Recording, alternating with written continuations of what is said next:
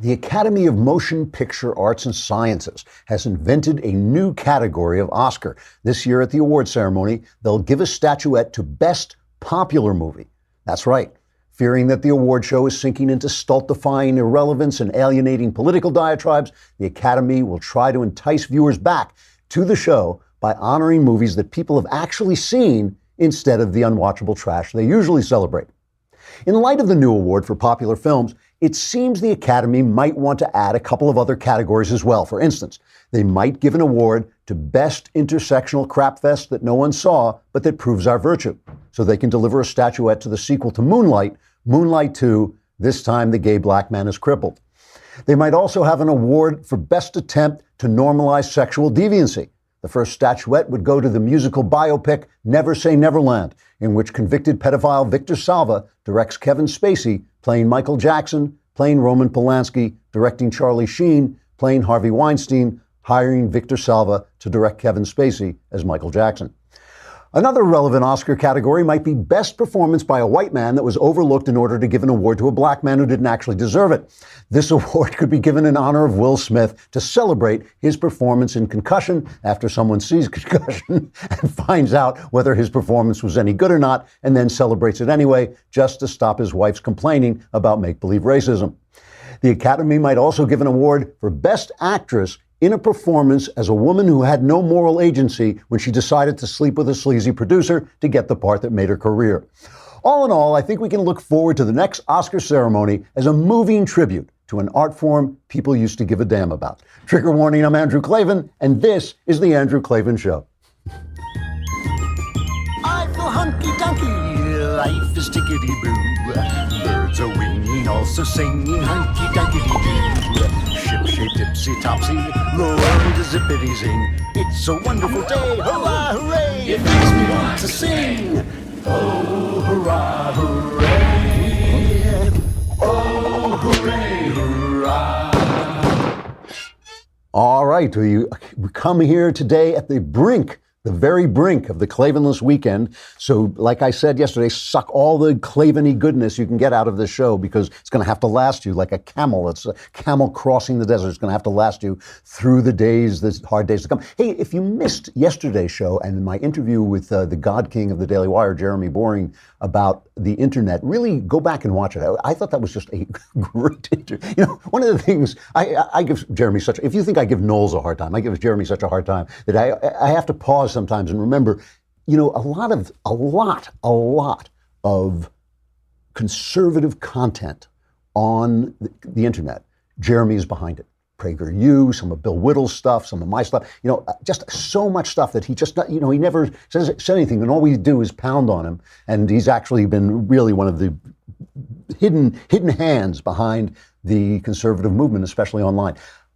Ezra Levant has been in England visiting Tommy Robinson, the activist, the anti-Muslim activist who just got out of prison. He will be on the show later on, and will stay on and let you watch that, but you should subscribe just out of guilt at this point. You know, it only costs $100 for the whole year, and you can be in the mailbag. You get the Leftist Tears tumbler. What's not to like? You know, I am old enough to remember seeing Jaws in the theater. When Jaws opened, I went and saw it in the theater. And the experience of seeing Jaws was such that when you walked out, it was absolutely true, you were shocked that you weren't on the water. When you walked outside, and I think I was in San Francisco, I walked outside and I thought, oh yeah, I'm on land. Of course I am. It was such an immersive film. And now, if you want to find out the incredible story, and it really is an incredible story, behind the making of Jaws, Wondery, the podcast people, have a new podcast called Inside Jaws. It takes you on an immersive journey through the making of 1975's pulse-pounding hit film and first ever summer blockbuster. I did not know that it was the first ever. You'll follow one of the most prolific filmmakers in history, Steven Spielberg, from the making of his first 8mm Western as a young Boy Scout to the rocky production and groundbreaking release of a movie that changed the film industry forever. This is a tale of guts and glory. You don't want to miss it. You can hear the first 2 episodes right now by subscribing to Inside Jaws on Apple Podcasts or heading to wondery.fm/Inside Jaws. Or you can listen to the first 4 episodes ad-free by signing up for Wondery Plus at wondery.com/plus. That's WONDERY.com/PLUS. Go subscribe to Inside Jaws today. It's a great story. It really is. Okay. So a lot of times when I give speeches, I talk about the fact that the conservatives don't understand the arts. And I talk about the fact that we believe in facts, and that makes us very suspicious of the imagination. And because of that, we don't participate in the arts. We get stuck with, pointing at charts and showing the numbers and all that stuff, while the left makes these brilliant propaganda films, that we pay them to be propagandized. We pay them to turn James Bond into a pro-socialist. James Bond spent his whole life fighting the communists, and now suddenly in the later movies he becomes pro-socialist because they're selling this propaganda. Avatar, one of the most popular, successful films of all time, pure left-wing propaganda. They make us pay to see their point of view. They're really good at it. But their problem is we don't understand that conservative culture doesn't look like conservative life. I always talk about The Sopranos, what a conservative show it is, but it doesn't look like conservative life. It's about crime, it's got nudity, it's got cursing, but it's a conservative show. So we don't understand that conservative culture doesn't look like conservative life. The left has the opposite problem. They don't understand that life doesn't look like left-wing culture. They think the world is taking place in their imagination, and they actually have a theory that fictions are what govern the world, and if you can just get control of the narrative, you will change reality. They really do have this theory, and they write about it all the time. They don't understand that reality remains exactly the same, no matter what you say about it. And you can control people's minds with a narrative, but ultimately reality comes and bites you back on the backside. And the funny thing about this is I think a lot of us on the right don't understand how traumatized the left is. And they're not just traumatized by the defeat of Hillary Clinton, though they are traumatized by that because in their imagination she was already queen. She was already the queen of the country. And they don't even know that we don't have a queen. I mean, they thought, she was just going to fill that role. But they are traumatized by the fact that they created Barack Obama in their imagination as a savior. They sold him to us as a savior. They told us that this is it. If you don't like this man, the only possible reason must be because you're racist. That's the only possible reason. And he failed. He failed. He did a bad job with the economy. He did a bad job with the Middle East. He did a bad job around the world. The only thing he did was save us from global warming with a treaty that means absolutely nothing. I mean, that was Obama. He did things in his imagination, like, oh yes, now we're saved from global warming. The oceans will recede and won't take over, Palm Springs. It was all imagination, and they are being traumatized by the fact that reality hasn't changed. Reality stuck to the gods of the copybook heading. It's stuck to the old rules no matter what Obama did, and Obama failed. He was a failed president. It was a failed presidency. The only thing that saved him from absolute failure was the economic crash, which should have had a great big recovery and had a little recovery because of Obama, but at least it was a recovery. So that saved him from being an utter failure. But all his policies failed, and now they're all gone. They're all disappeared. I remember a dinner. I don't think I've ever told this story. Yeah, I remember a dinner with Andrew Breitbart. He invited some of his good friends together, and we were all laughing because we were all middle-aged white men. We were all sitting around going, "Who says conservatives are all middle-aged white men?" Oh, it's us. So yeah, it's true. And Bill Whittle was there. John Nolte, who's now at Breitbart, and I think Obama had just been elected. And we were all sort of discussing what to do next. And a lot of big names were at the table. And I think I was serving drinks. I think I was the waiter. But Bill Whittle, who is an incredibly eloquent guy who can go off for 20 minutes without ever saying, and just these full, complete, perfectly phrased sentences. He went off on a rant that must have gone on seriously 20 minutes, where he just said, this is the end of the left. Obama's election is the end of the left because they've made him a savior and he's going to fail. And when he fails, they're going to have to admit that all their programs failed and all their saviors were bad and and he went on, and it's just goes on. And then when he finished, there was a long silence. And John Nolte, who is just an honest, straightforward, kind of working class guy, Nolte goes, I don't know. I think they'll just blame us. That's what's happened, But Bill was right. Their savior failed, but they're just blaming us. They're blaming reality for being reality, and they're blaming Donald Trump for representing that reality. He's kind of the big monster reality that has come. And so everything he says, they say the opposite. And they're creating this world of imagination.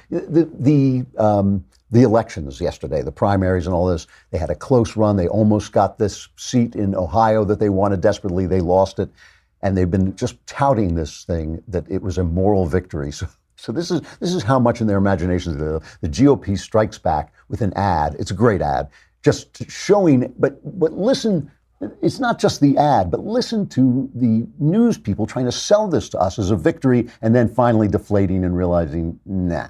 Close in Ohio 12, but no cigar, at least not yet. This is a moral victory for the Democrats. The fact that they're this close is a moral victory for the Democrats. You want a real victory. We got some mojo, all right? So I don't know if it's a moral victory or whatever. Moral victory, moral victories. Moral victory. Moral victory does not get you an office in Washington. Moral victory isn't going to cast a vote here in Washington. Come November, you need more than moral victories. You're going to need to get better than close in some of these races, correct? You said this morning there are no silver medals in politics. That's it. Second place gets you oblivion, not a silver medal. Moral victories do not a House majority make. They've got to get across the finish line in these districts in November. Either winning seats or you're not. A win is a win. A win's a win.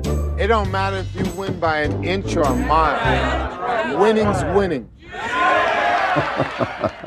Vin Diesel, the man. It's a great ad. But they're living in their imagination, and they're furious at reality for not coming into line with their imagination. And they're furious at Trump for representing that reality. So whatever he says, they say the opposite. He had a hilarious line the other day, Trump, at one of his rallies, when he talked about how he's going to get the wall built. This is cut 12. You know, I just figured out how to do the wall. I'll say, I don't want to build a wall, and they'll insist on building it. I just figured that out right now. All he has to do is say, I hate the wall. The Democrats will go and hand build the wall. They will go, each Democrat in America will take a brick and carry it down to the border and hand build a wall. And everything he does, and it's what makes them so absurd. It's what makes them so ridiculous. They just reinstated the sanctions on Iran that Obama stupidly removed for his stupid deal that was not going to do anything to stop them from building nuclear weapons, but did prop up a hellacious regime. So Trump reimposes the sanctions. The New York Times, a former newspaper, runs a story that is just hilarious about how poor Mohammed is going to suffer. He's going to suffer from these sanctions, that are coming down on him. Just whatever Trump does. So now yesterday, I guess, he put new sanctions, the administration put new sanctions on the Russians, because remember, they poisoned that former spy in Britain, and in support of them, they put new sanctions on the Russians. But of course, we can't admit to that, because that shows that Trump has actually been much harder on the Russians than the last two administrations, and that doesn't jibe with the narrative that's in their imagination. In their imagination, Trump's a Russian spy. In their imagination, Trump and Putin are, sitting behind. They're like Clinton and Monica Lewinsky. They're in the Oval Office doing it, and they're just selling the country to the Russians. But in fact, he's been very tough. So the New York Times, a former newspaper, reports it this way. An administration official described the list of affected items that would be sanctioned as enormously elaborate, but outside experts said the actual amount of exports involved is fairly small, because the Obama administration already banned exports to Russia that could have military purposes. He hasn't even announced what exports are being banned yet. They haven't even announced it, but it's not going to be as good as Obama's. It is not going to be, because in their imagination, Obama was tough on Russia. In their imagination, Obama was the savior. If you think I'm kidding, I got to show you this.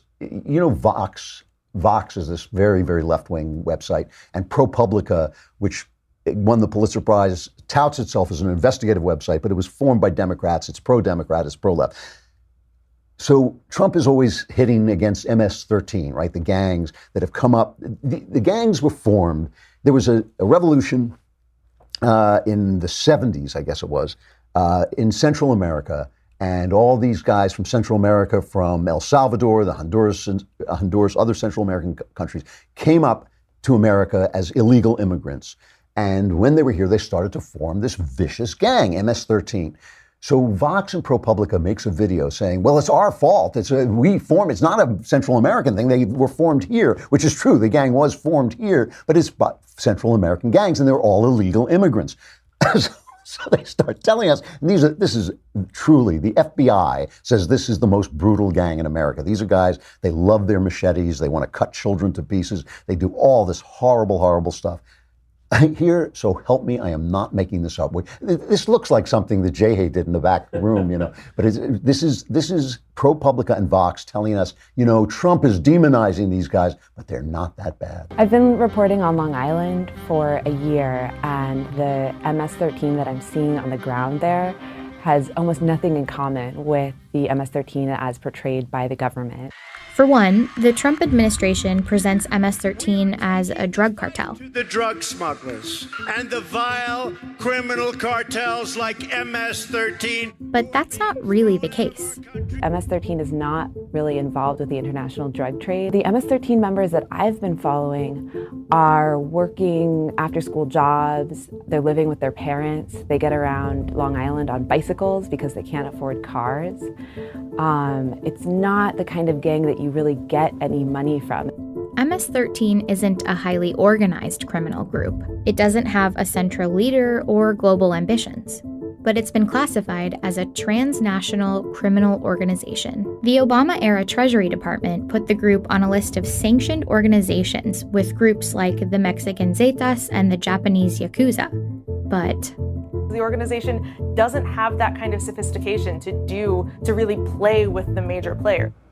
These poor kids have to work 2 jobs to buy a machete. You know, you can't afford a machete unless you have 2 jobs. And when do they find time to go cut children to pieces? You know, when you have 2 jobs, it's tough. You got to wait till Saturday to cut, the opposing gang member to pieces. It's sad. It's a sad, anything Trump says, Trump is reality, and they are living in their imagination, and they are so angry at reality and so angry at Trump that anything he says, and this is, you wonder why show business hates Donald Trump, because they're in the business of the imagination. They're in the business of the imagination where, Alexandria Google Eyes Cortez has policies that work. We can afford her policies because they all make sense in the world of the imagination. So they're thrilled. Rosie O'Donnell, unbelievable. I remember when they first started having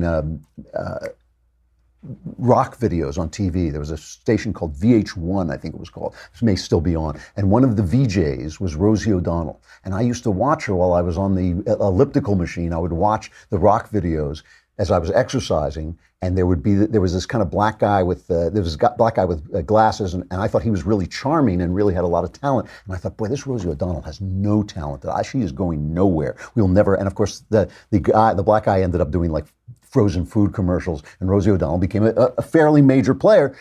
She is still a no talent, but she's outside. She's gathered the Broadway together because they know no right-winger wants to go see a Broadway play anymore, so they know they're not going to alienate anybody. And they're singing songs outside the White House to protest Donald Trump. They're going to do it until they leave. So here's her protest. We are so thrilled to finally be here at the Kremlin Annex on night 22. How many have been here every night? Let's hear it. And we're going to keep coming back until he's out.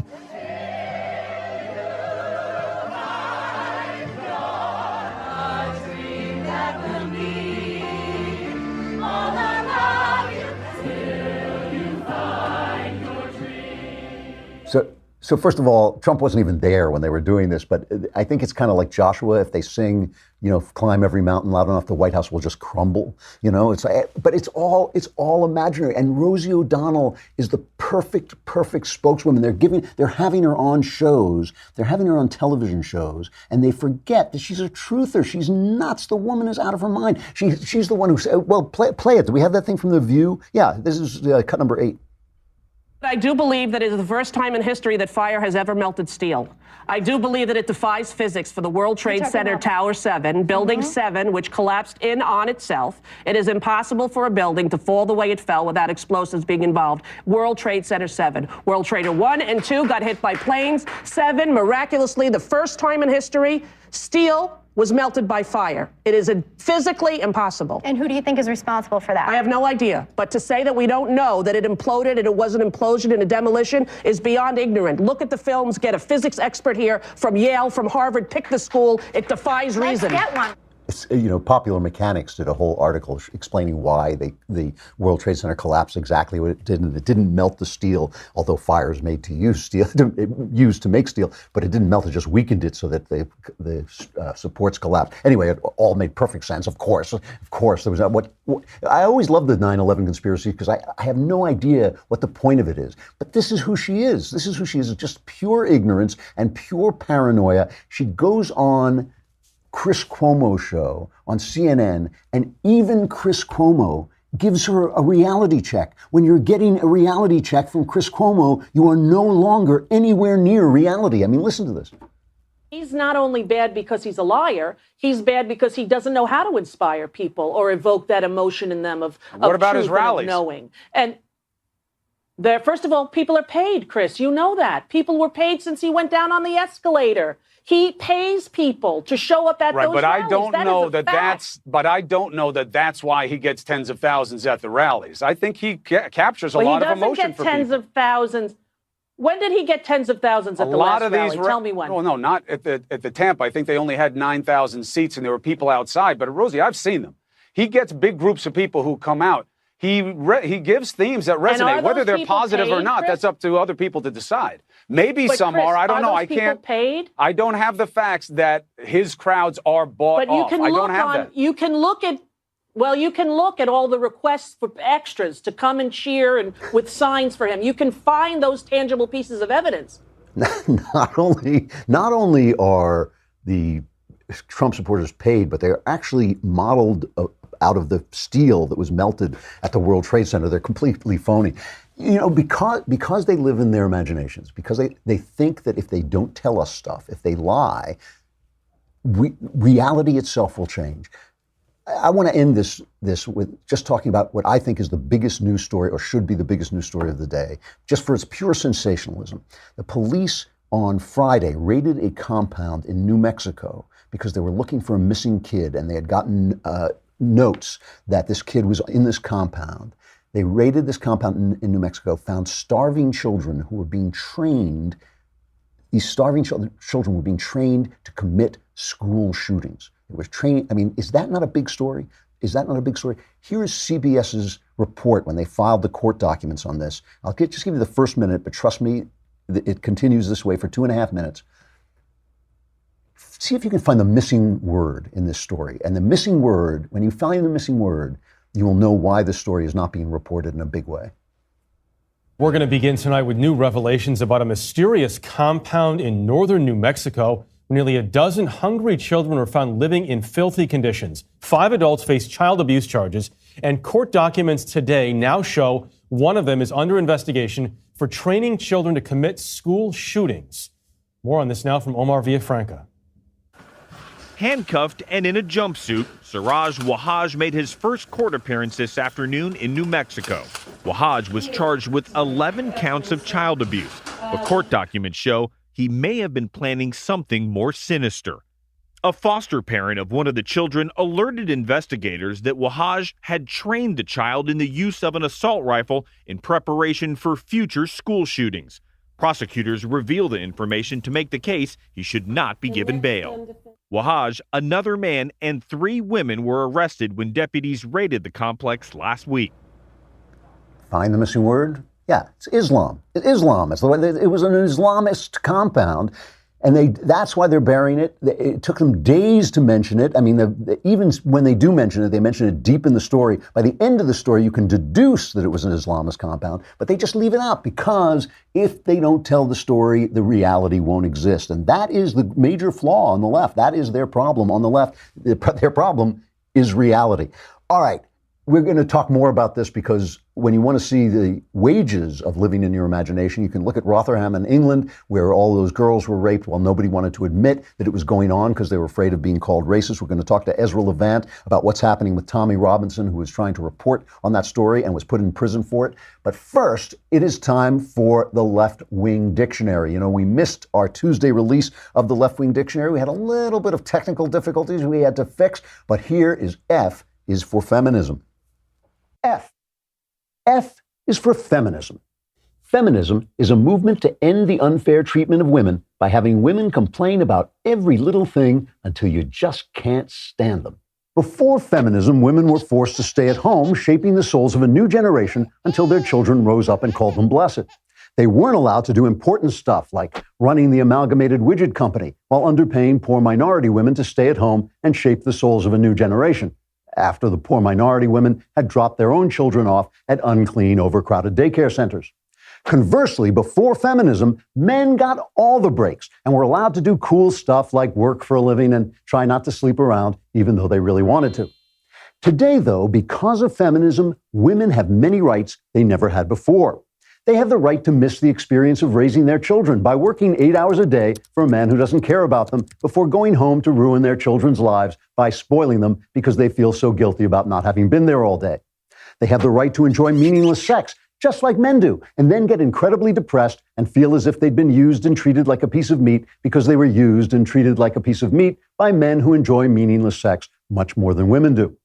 They have the right to daydream that a man will come and rescue them and take care of them, and then feel guilty about it because feminism told them they're not supposed to daydream that, but they do anyway. And they have the right to blame their problems on men until no man on earth would want to talk to them, and they're forced to spend the best years alone pretending that's okay when it's really not, but they're not allowed to say so. Before feminism arose in the 1970s, according to a recent not made up study, women judged themselves to be happier than men. Since the advent of feminism, women's happiness and satisfaction have declined until now, men report themselves to be happier. When asked why they were less happy after feminism than before, women said, "Shut up, I don't want to talk about it, just leave me alone." Then they ran away, sobbing uncontrollably. F is for feminism. I'm Andrew Klavan with the Lefties Dictionary. That is brutal. That guy should be banned like Alex Jones. Oh, wait, it's me. All right. F is for feminism. You can see that online. Pass it around. Ezra Levant is a human rights activist, author, and TV host. He's the founder of The Rebel Media, a Canadian right-wing news outlet, and is also the author of 2 best-selling books, Ethical Oil and Oil Sands and Shakedown. In 2014, Ezra was voted as the biggest name in Canadian broadcasting. He was also voted the talking head you'd most like to silence in a survey of Canada's Parliament Hill staff. So he must be doing something right. I'm on his show all the time. This time I thought I'd have him on and talk about Tommy Robinson. Here is Ezra Levant. Ezra Levant, thanks very much for coming on. I appreciate it. My pleasure. So you've just gotten back from England on this Tommy Robinson case. Before we start talking about it, explain exactly what this case is about. Sure. Tommy Robinson is a colorful character. He is a citizen journalist who came up from the sort of football, soccer, hooligan world. So he's the fancy classes in the UK would look down on him as some ruffian. But he's actually the only journalist in the entire UK with the courage to talk about the tough issues. And in that country, open borders, mass Muslim migration, and a particular phenomenon called Muslim rape gangs exists. And everyone's afraid to talk about it because it's so politically correct. But just here's a quick anecdote. There's a city of 250,000 people called Rotherham. So it's not a big city. But over the course of a few years, 1,400 white indigenous British girls were systematically extorted and raped by a Pakistani Muslim rape gang. 1,400 girls in a city of 250,000 people. This was known very soon. Doctors, social workers, police detected this quickly, but there was a conspiracy of silence by what Daniel Pipes calls the 5P professionals, the police, the prosecutors, the politicians, the press, the professors, because everyone was so afraid of being called racist. So here's an example. One mom dragged her underage daughter out of one of these rape rooms to the police and said, "Help my daughter." And a policeman said, "You be quiet now, or we will charge you with parental neglect." And this was covered up for years. It was finally a formal inquiry, and the number one excuse given was afraid of being called racist. Tommy Robinson reports on this unreportable subject, and on May 25th, he was outside a courthouse in Leeds, where a 29-person rape gang was on trial for raping girls as young as 11 years old. And he was out there live streaming on Facebook, and then 7 police swooped down on him, bundled him in the back of a police truck. He was hauled before the judge, who had a summary trial, and sentenced him to 13 months in prison for live streaming. So he went from arrest to prison in 5 hours. Didn't they have some kind of that he was out on bail? Hadn't he violated some parole thing, or is that wrong? He had done a similar thing in Canterbury where there was a rape gang on trial there. And he filmed himself on the court precincts, a little selfie video for 45 seconds. I should tell you, Tommy Robinson used to work with us at the Rebel a year ago, so I know this because I was involved in the Canterbury case. He pointed his cell phone at his face like this, and he talked into it for 45 seconds. But because he was standing on the court precincts, that's illegal.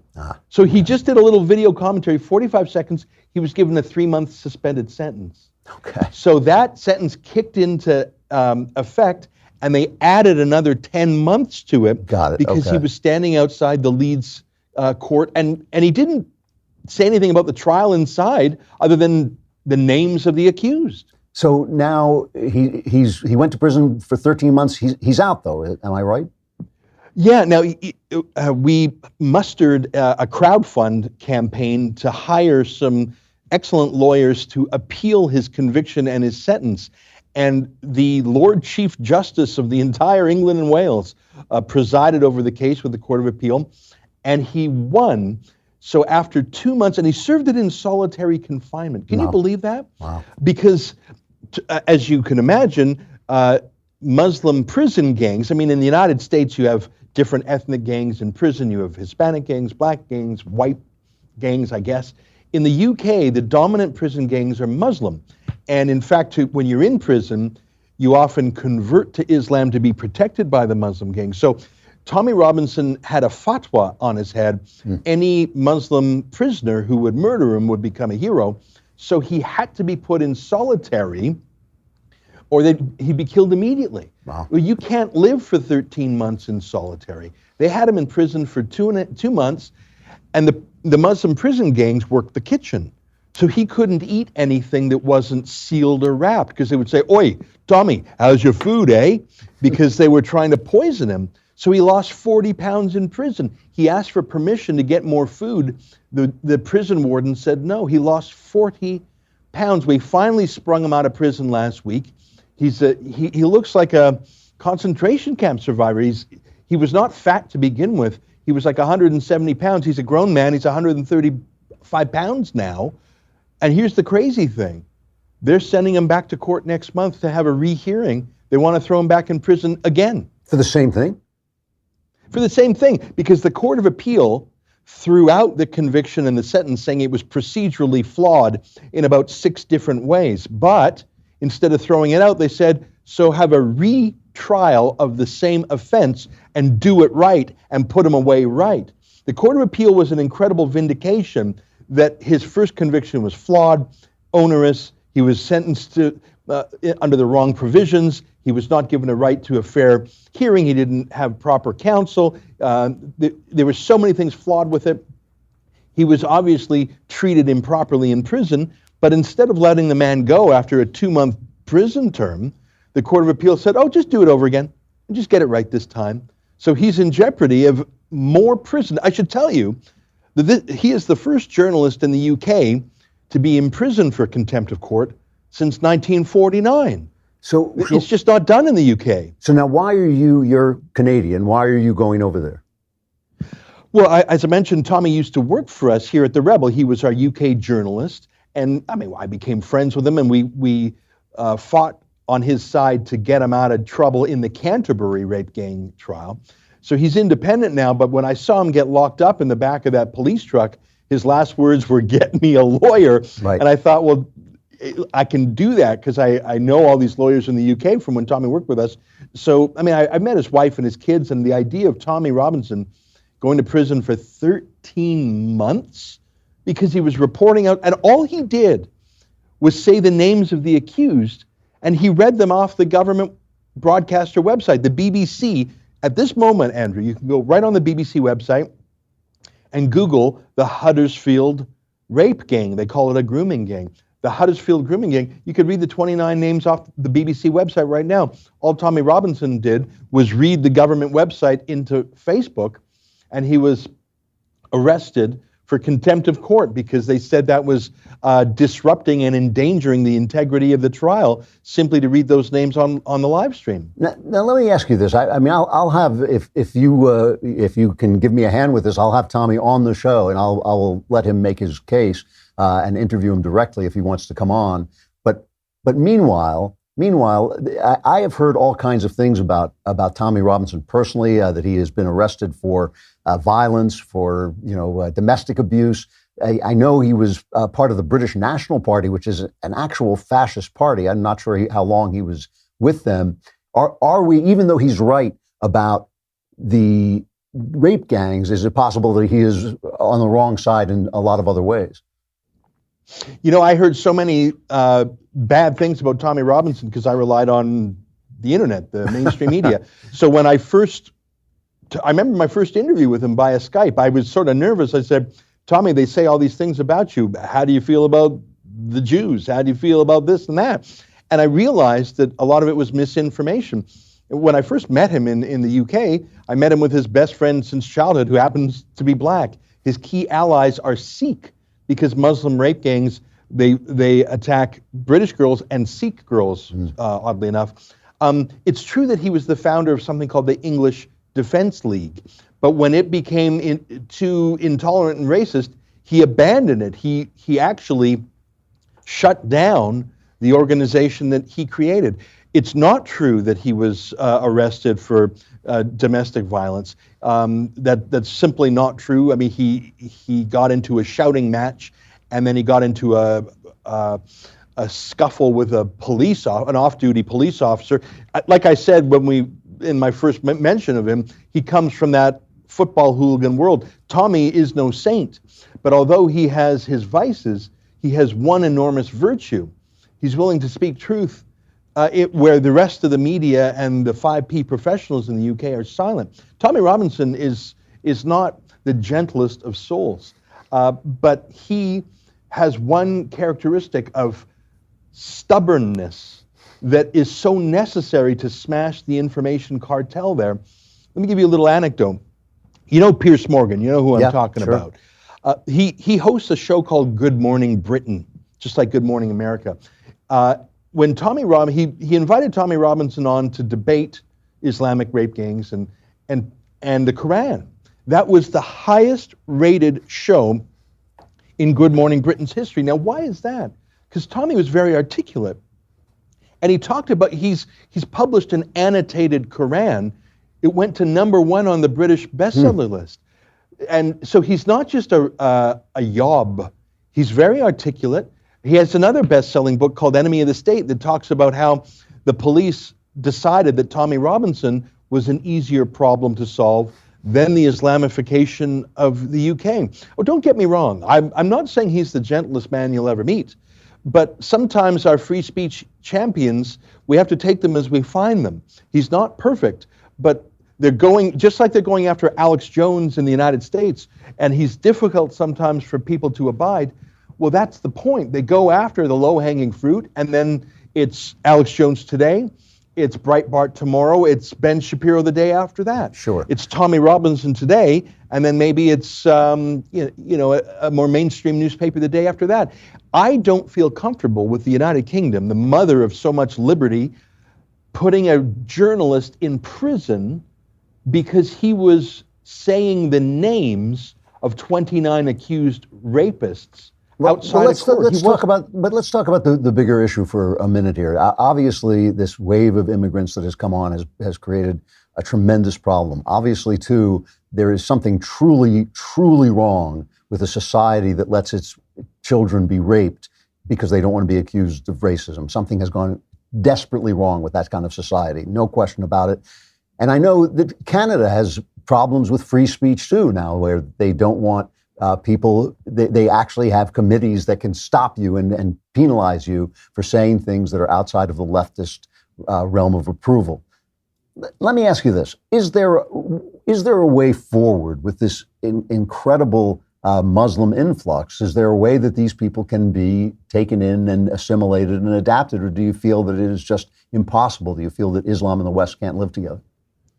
Well, the problem is most politicians, when you ask them that question, will focus on the easy answer, which is security. They'll say, oh, we do a background check. We check for terrorism and things like that. That's not a sufficient answer, because I think that while when there is mass Muslim immigration, terrorism does follow, that's not the real threat to our society. The odds of being the victim of an actual terrorist attack are extremely low. Yeah. But the odds of a cultural move towards Sharia law, the ending the separation of mosque and state, bringing in gender apartheid. In Canada, it's ubiquitous public swimming pools that have gender separation now, so Muslim women can swim without those haram white men there. So it's that, the threat of that cannot be detected with some background check.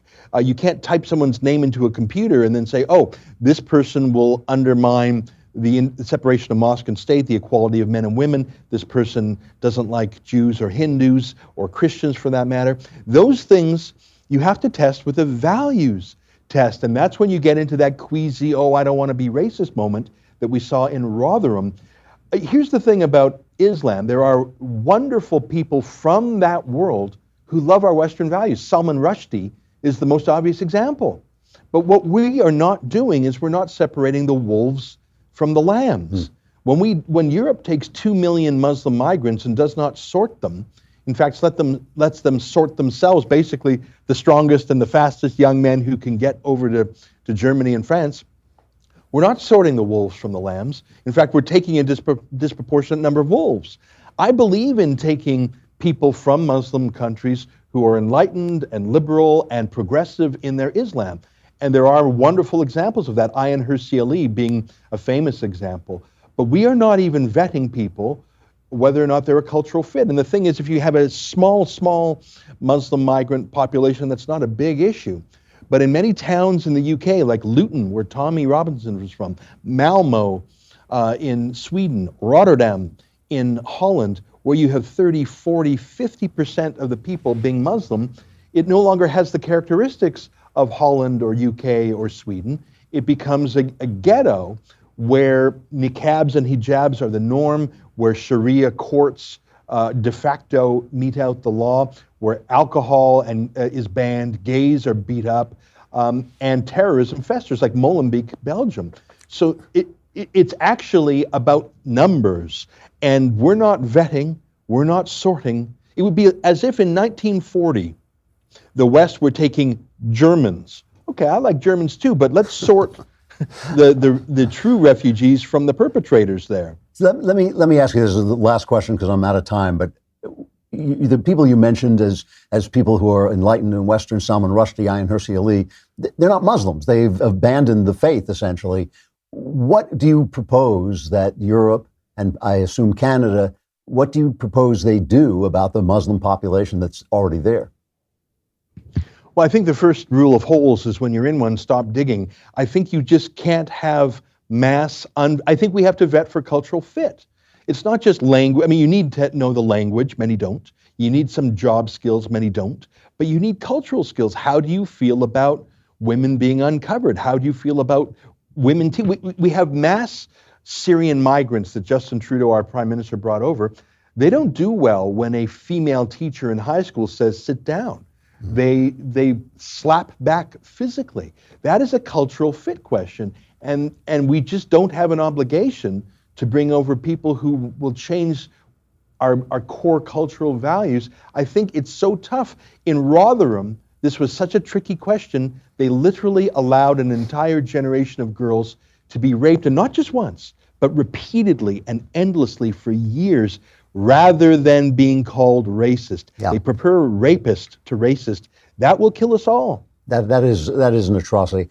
Ezra Levant, Rebel Media, thank you so much for coming on. We'll talk again, and if Tommy wants to come on, I would love to talk to him directly. I'll let him know. Thank you, Andrew. Thanks a lot, Ezra. All right, let's leap right into stuff I like.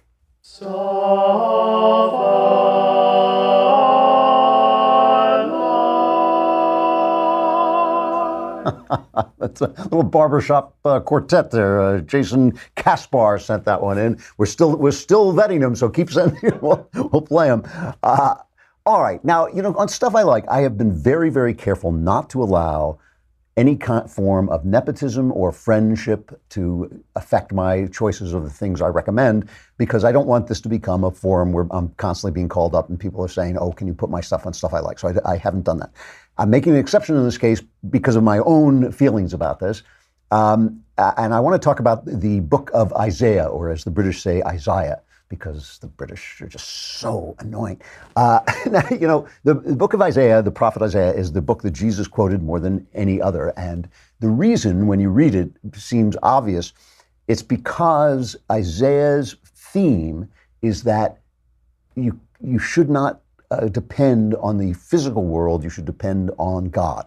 So that if you are in a political jam and you go to an ally to make you stronger, but you're not depending on God, that ally will not help you in the end. If you are doing sacrifices, bringing sacrifices to God, he doesn't care if you're not just, if you're not righteous. He wants you to depend on him and follow the meaning of things, not just the physical world. And obviously that was very much Jesus's theme. One of the reasons Isaiah can be very difficult to understand is because he's talking about a political situations that obviously don't exist anymore. It's thousands of years ago. And sometimes it's hard to understand why he's referring to, say Egypt or, Assyria or whatever country he is referring to. It's as if I said, Russia is meddling with our elections, and they found that 4,000 years from now, and Russia had no meaning anymore. They didn't know what Russia was or what it meant to me. So it can be very difficult. And so it needs to be a very clear translation.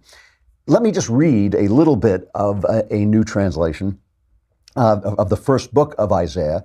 I'm edited a little bit for space, but it's God telling people through Isaiah that he doesn't care if you celebrate him. He doesn't care if you bring him sacrifices. He wants you to be what you are supposed to be. And he says, Isaiah says, hear God's proclamation, you elites of Sodom. So he is calling the people in Israel, the elites of Sodom, lend your ears to our God's teaching, people of Gomorrah. What good are all your sacrifices to me, says God? I'm stuffed full. Offerings of goats, milk from fat cows, bull's blood, sheep and rams, I take no pleasure in them. When you come to show yourselves before me, who asked for that from you?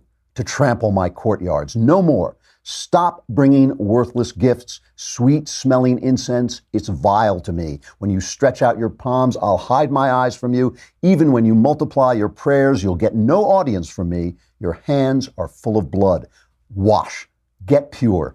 Get the evil of the things you do out of my sight. Let go of evil. Learn how to make good. Hunt after justice. Give relief to victims and justice to orphans. Plead the widow's case. Come here, says God. Let's talk this out together. If your sins are like scarlet, they'll turn white like snow.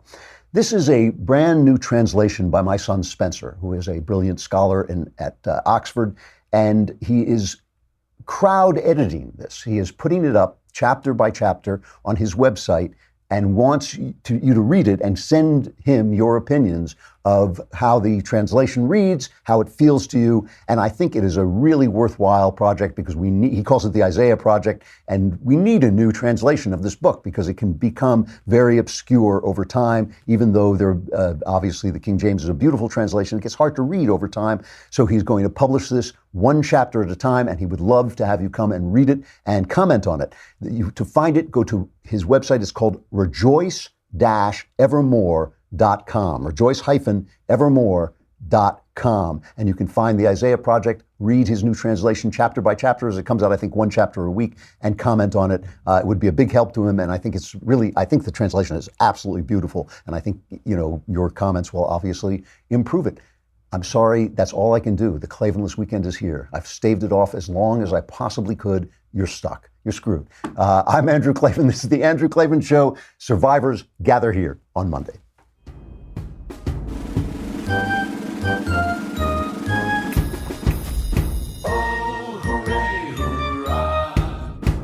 The Andrew Klavan Show is produced by Robert Sterling. Executive producer, Jeremy Boring. Senior producer, Jonathan Hay. Our supervising producer is Mathis Glover. And our technical producer is Austin Stevens. Edited by Emily Jai. Audio is mixed by Mike Cormina. Hair and makeup is by Jesua Alvera. The Andrew Klavan Show is a Daily Wire Forward Publishing production. Copyright Forward Publishing 2018.